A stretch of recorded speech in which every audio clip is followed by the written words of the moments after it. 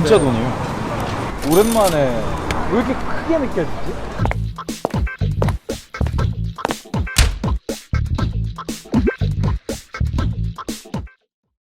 이게 노래랑은 상관없죠. 비와 당신의 이야기도 있고 비와 당신도 있고 다들 뭐 비 오는 날에 사랑과 관련된 추억 하나쯤은 있잖아요. 네. 오늘의 영화 비와 당신의 이야기 비당입니다. 그렇게 줄이나요? 비가 온다는 이 날씨 설정이 명장면을 만들어내기도 했죠. 한국 영화 중에도 클래식.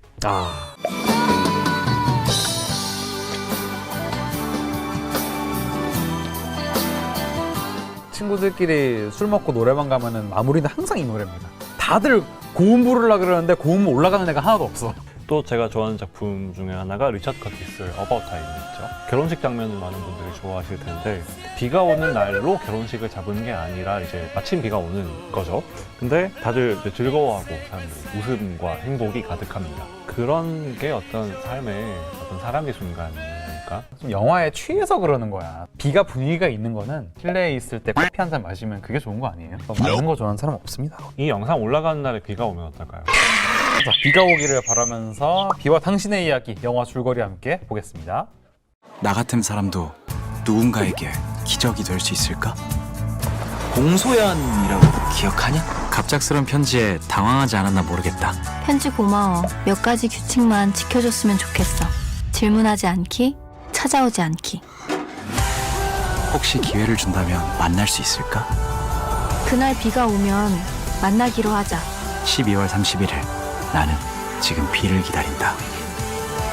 비와 당신의 이야기.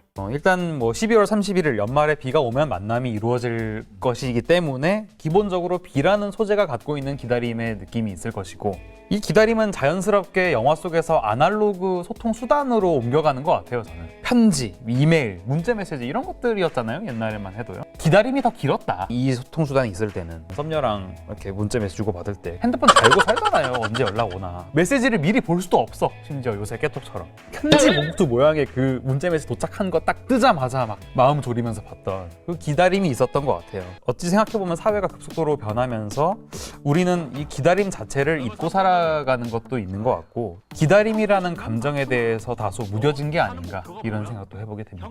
만약 내가 그 사람에 대해 호감을 가지고 있다라고 하면 그 사람도 나에 대해서 비슷한 마음을 가지고 있는지를 확인받고 싶어하고 그런 것들 때문에 뭔가 기다리는 것들이 좀 조바심도 나게 되고 또 답장이 언제 왔는지 그런 것도 의미를 두게 되잖아요.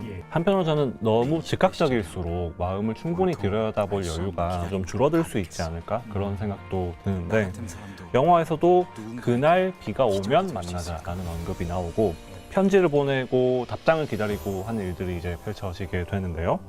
그 자체가 시간이 지난 뒤에 확인되는 어떤 진실이라든지 마음들 그런 것의 가치를 기다림이 더 높여주거나 더 소중한 것으로 만들어줄 수 있잖아요. 단순히 이제 아날로그적인 뭐 추억을 향수를 자극하는 쪽이기만 한 게 아니라 요즘에 혹은 이 시대에 우리가 어쩌면 놓치고 있거나 잊고 있을 수도 있는 그런 어떤 가치를 좀 되새기게 해주는 그런 영화인 것 같습니다.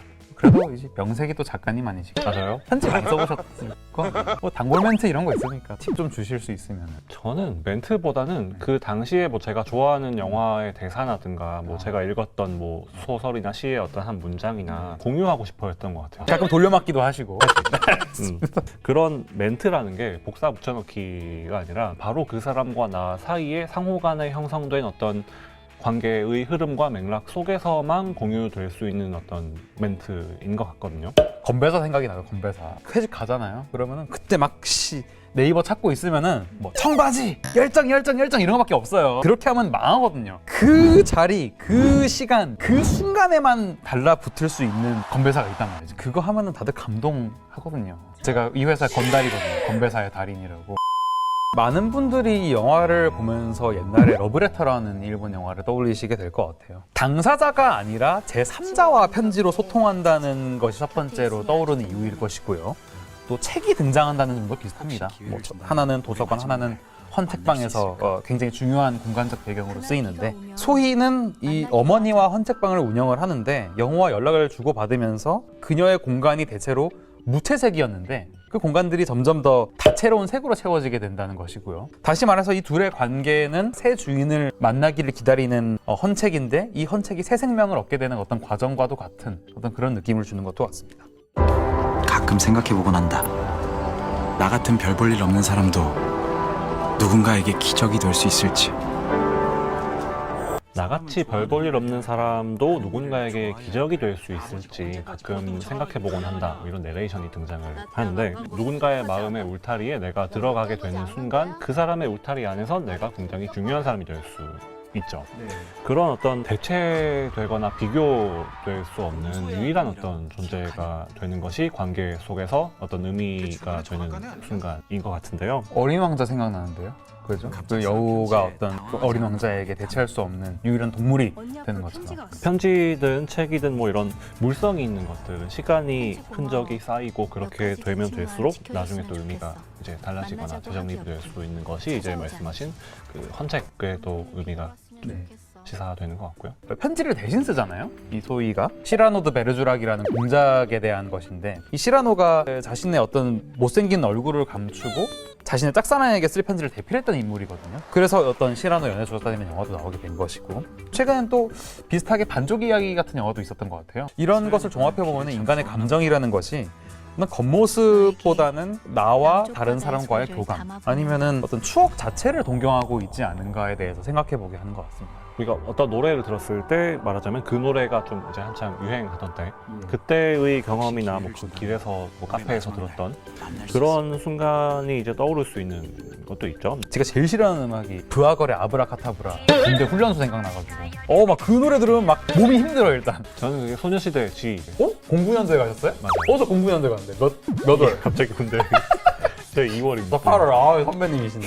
추억을 동경한다는 건 그때로 돌아가고 싶다라든가 지금이 불만족스럽다거나 한 게 아니라 그때가 그만큼 지금에 와서도 내 삶에 소중한 의미로 각인이 되어 있다라는 뜻으로 저는 좀 여겨지는 측면이 있어요.